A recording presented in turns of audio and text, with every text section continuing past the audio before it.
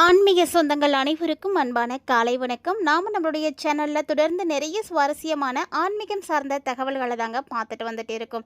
அந்த வரிசையில் இன்றைக்கி என்ன பார்க்க போகிறோம் அப்படின்னா, நவம்பர் மாதம் 5ஆம் தேதி அன்னைக்கு உருவாகக்கூடிய பௌர்ணமியை பற்றி தாங்க நிறைய விஷயங்களை தெரிஞ்சுக்க போகிறோம். ஸோ இந்த பௌர்ணமி ஏன் எல்லா பௌர்ணமிகளை காட்டிலும் ரொம்ப சிறப்பு வாய்ந்ததாக இருக்குது அப்படிங்கிறத பற்றியும், இந்த பௌர்ணமியில் ஏற்படக்கூடிய கிரக மாற்றங்களானது அடுத்து வரக்கூடிய நாட்களில் என்ன மாதிரியான பலன்களை எல்லாம் ஒவ்வொரு ராசிக்காரர்களுக்கும் கொடுக்க இருக்குது அப்படின்றத பற்றியும் தான் நம்ம தொடர்ந்து பார்த்துட்டு வந்துட்டு இருக்கோம். ஸோ இந்த பதிவில் மிதுன ராசி நேயர்களுக்கு எப்படி இருக்குது அப்படின்றதையும், இந்த பௌர்ணமியை பற்றின சுவாரஸ்யமான தகவல்களையும் இந்த பதிவுக்குள்ளே போய் பார்க்கலாம். பொதுவாக மாதம் மாதம் பௌர்ணமி வருவதுண்டு. பௌர்ணமி அமாவாசை அப்படின்றது ரொம்ப சிறப்பு வாய்ந்த திதி. இந்த திதி பார்த்திங்கன்னா 15 நாட்களுக்கு ஒரு முறை வந்துட்டு தான் இருக்கும். என்னதான் மாதம் மாதம் பௌர்ணமி வந்தாலுமே கூட ஒரு சில குறிப்பிட்ட பௌர்ணமிகள் ரொம்ப சிறப்பு வாய்ந்தது அப்படின்னு சொல்லுவாங்க. ஒவ்வொரு பௌர்ணமியிலுமே சிவபெருமானுக்கு ஒவ்வொரு விதமான அபிஷேக பொருட்களை கொண்டு வழிபாடு செய்கிறது உகந்தது. அது செய்துட்ருக்காங்க. ஆனாலுமே எல்லாருக்குமே தெரிஞ்சது, ரொம்ப பிரபலமானது அப்படின்னா அது அன்னாபிஷேகம் தான். இது நவம்பர் மாதத்தில் தான் செய்வாங்க. அதாவது தமிழ் மாதத்தின்படி பார்த்தோம்னா ஐப்பசி பௌர்ணமியில் தான் அன்னாபிஷேகம் செய்வாங்க. எல்லா கடவுளுக்கும் தான் நம்ம அபிஷேகம் பண்ணுறோம். ஆனால் எந்த கடவுளுக்குமே அன்னத்தால் அபிஷேகம் பண்ணவே மாட்டாங்க. அப்படி ஒரு சிறப்பு யாருக்கு இருக்குது அப்படின்னா எம்பெருமான் ஈசனுக்கு மட்டும்தான் இருக்குது. ஏன்னா அவர் தான் இந்த உலகுக்கே படி அளந்தவர். அவருக்கு அந்த அன்னத்தால் அபிஷேகம் செய்து அவர் நம்ம தரிசனம் செய்கிறது கோடி புண்ணியம் அப்படின்னு சொல்லுவாங்க. அதனால தான் சோறு கண்ட இடம் சொர்க்கம் அப்படின்னு சொல்லிட்டு இருந்தாங்க. இதெல்லாம் இப்போ காலப்போக்கில் மாறிட்டு வெட்டியாக ஊர் சுற்றிட்டு இருக்கக்கூடியவங்களோட சொல்லிட்டு இருக்காங்க. அதெல்லாம் அவங்களுக்காக சொல்லப்பட்டது கிடையாது.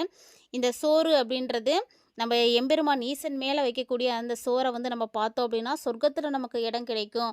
நமக்கு வாழ்நாளில் அன்ன தரித்திரம் அப்படின்றது ஏற்படவே ஏற்படாது. ஒரு சிலலாம் பார்த்தீங்கன்னா ரொம்ப பணக்காரங்களாக இருப்பாங்க. ஆனால் அதிக வேலை செய்துட்டு அந்த ஒரு நேரம் சாப்பாட்டை நிம்மதியாக சாப்பிட முடியாத சூழ்நிலையில் இருப்பாங்க. அந்த சாப்பாடு கிடைக்காம இருக்கும். அந்த சாப்பாட்டுக்காக கஷ்டப்படுவாங்க. என்னதான் பணம் வச்சுருந்தாக்காங்க அப்படின்றதுக்காக பணத்தை சாப்பிட முடியாது இல்லையா? அந்த நல்ல ஒரு உணவை கொடுக்கறதுக்கு ஒரு துணையோ அல்லது நல்ல ஆட்களோ, அந்த சாப்பாடு நல்ல சாப்பாடு கிடைக்காம இந்த மாதிரி கஷ்டப்படக்கூடியவங்க எல்லாருமே இருக்கிறதா செய்கிறாங்க. ஸோ இந்த மாதிரி அன்ன தரித்திரம் இருந்தால் மட்டும்தான் அன்னத்துக்காக ரொம்ப கஷ்டப்பட வேண்டி இருக்கும். யார் நமக்கு சாப்பாடு கொடுப்பாங்க, யாருக்கிட்ட நம்ம வாங்கலாம் அப்படின்ற மாதிரி. அந்த அன்ன தரித்திரம் போகணும் அப்படின்னா எம்பெருமான் ஈசனுக்கு நடக்கக்கூடிய அன்னபிஷேகத்தை பார்க்கணும். அதை பார்த்தோம் அப்படின்னா நம்மளுடைய பரம்பரைக்கே அந்த தரித்திரம் வரவே வராது. தலைமுறையினர்லாம் அந்த பாவத்திலேருந்து விடுபடுவாங்க. அதுவும் அன்னாபிஷேகம் பார்க்குறதுல இன்னும் நிறைய விஷயங்கள் இருக்குது. அதுலேயும் குறிப்பாக யாரெல்லாம் குழந்தை இல்லாமல் இருக்காங்களோ அவங்க எல்லாருமே அந்த அன்னாபிஷேக தினத்தில் சிவபெருமானை வேண்டிக்கிட்டு அன்னைக்கு போய் அந்த அன்னாபிஷேகத்தை பார்த்து அங்கே கொடுக்கக்கூடிய அந்த பிரசாத சாப்பாட்டை வாங்கி நீங்கள் சாப்பிட்டீங்க அப்படின்னா கண்டிப்பாக பிள்ளை பாக்கியம் கிடைக்கும்.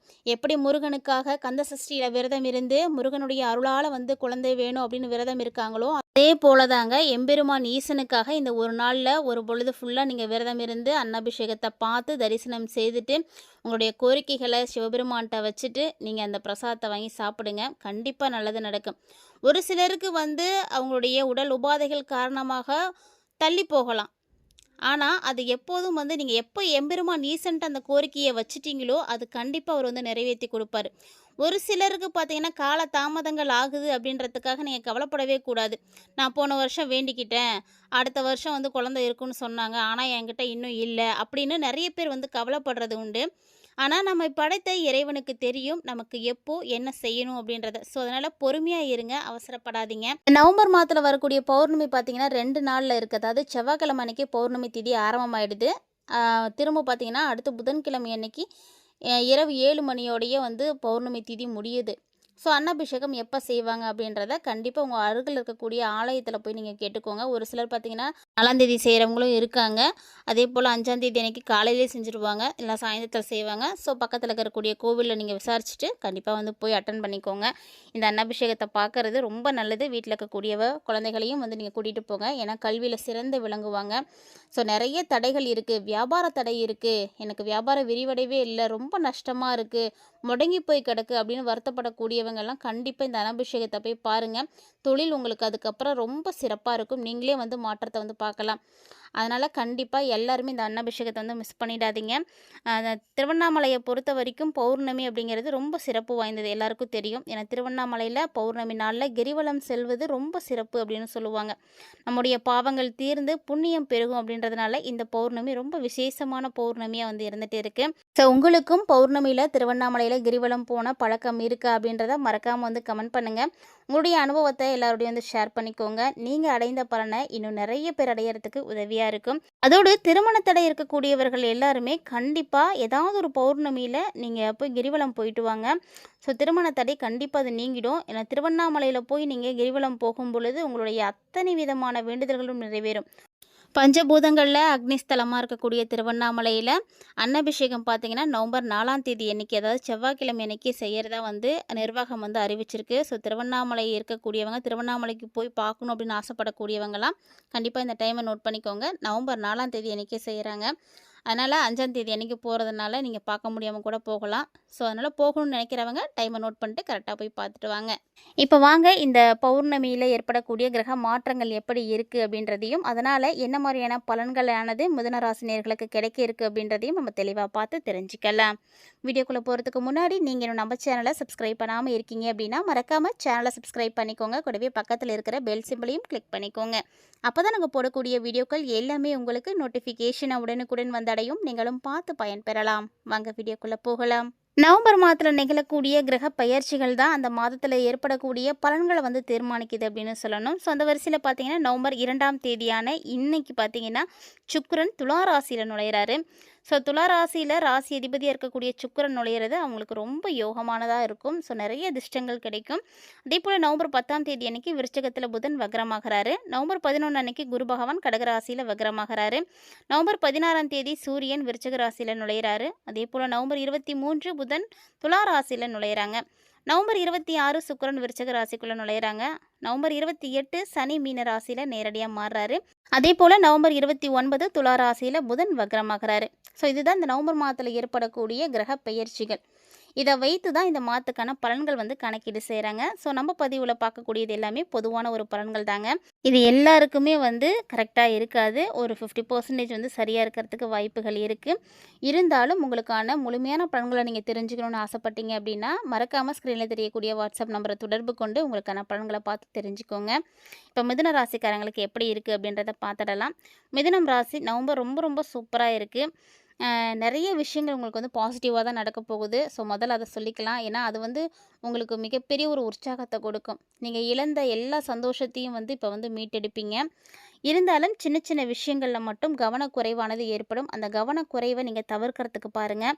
ஏன்னா உங்களுடைய வேலையை வந்து அது வந்து அப்படியே ஸ்பாயில் பண்ணிடும். நீங்கள் கவனம் இல்லாமல் இருந்தீங்க அப்படின்னா ஏதாவது ஒரு தவறுகள் வந்து நடந்துடும். ஸோ வேலைக்கு போகக்கூடியவங்களாக இருக்கீங்கன்னா ரொம்ப கேர்ஃபுல்லாக இருங்க. வண்டி வாகனங்களை பயணம் செய்யக்கூடியவங்களாக இருக்கீங்கன்னா இன்னும் கவனமாக இருக்கணும். ஸோ நீங்கள் எந்த ஃபீல்டில் இருக்கீங்களோ அந்த வகையில் நீங்கள் வந்து கவனமாக இருந்துக்கோங்க. ஏன்னா எல்லாமே வேலை தான். எதில் தவறு நடந்தாலும் அது வந்து நம்ம வந்து அனுபவிச்சாகணும். அதனால் எல்லாருமே வந்து ஜாக்கிரதையாக இருந்துக்கோங்க. இந்த மாதத்தினுடைய தொடக்கம் எப்படி இருக்கும் அப்படின்னா ரொம்ப சிறப்பாக இருக்கும். புத்திசாலித்தனமாக மட்டும் நீங்கள் பணத்தை செலவு பண்ணீங்க அப்படின்னா நிச்சயமாக நீங்கள் வந்து ஒரு கையில் வந்து ஒரு இருப்பை வந்து பிடிக்கலாம். இல்லை அப்படின்னா உங்களுக்கு அதை மீறின செலவுகளானது ஏற்பட்டுடும். அதனால் புத்திசாலித்தனமாக நீங்கள் செயல்படுங்க. உங்களுடைய பட்ஜெட் என்ன அப்படின்றத பார்த்து செலவு பண்ணுங்கள். பட்ஜெட்டை மீறி நீங்கள் செலவு பண்ணுறீங்க அப்படின்னா அது உங்களுக்கு மிகப்பெரிய பாதிப்பை கொடுத்துடும். பின்னாடி வந்து கஷ்டப்படுவீங்க. எல்லா செலவும் முன்னாடியே பார்த்துட்டிங்க அப்படின்னா பின்னாடி கையில் கொஞ்சம் கூட வந்து பணம் இல்லாமல் போயிடும். அதனால் பார்த்து நடந்துக்கணும். எதிர்காலத்தில் நீங்கள் நிறைவேற்றக்கூடிய விஷயங்கள் எவ்வளவு இருக்குது அப்படின்றத சிந்தித்து பணத்தை வந்து மிச்சப்பிடிக்க பாருங்கள். இல்லைன்னா நிறைய சிரமங்களை நீங்கள் பின்னாடி பார்க்க வேண்டி இருக்கும். அதே போல் யாருக்குமே எப்போதும் எந்த விதமான வாக்குறுதிகளையும் கொடுக்காம இருங்க. ஏன்னா அந்த கொடுத்த வாக்குறுதியை உங்களால் வந்து காப்பாற்ற முடியாது. ஸோ நிறைய சூழ்நிலைகள் அப்படி தான் இருக்குது. வேலையும் அப்படி தான். நிறைய விஷயங்களை வந்து நீங்கள் திட்டமிட்டுக்கோங்க. ஒருவேளை உங்களுடைய திட்டங்களை வந்து நிறைவேறதுக்கு முன்னாடியே உங்களுடைய எதிரிகள் பார்த்திங்கன்னா அதை வந்து அழிச்சிடுவாங்க.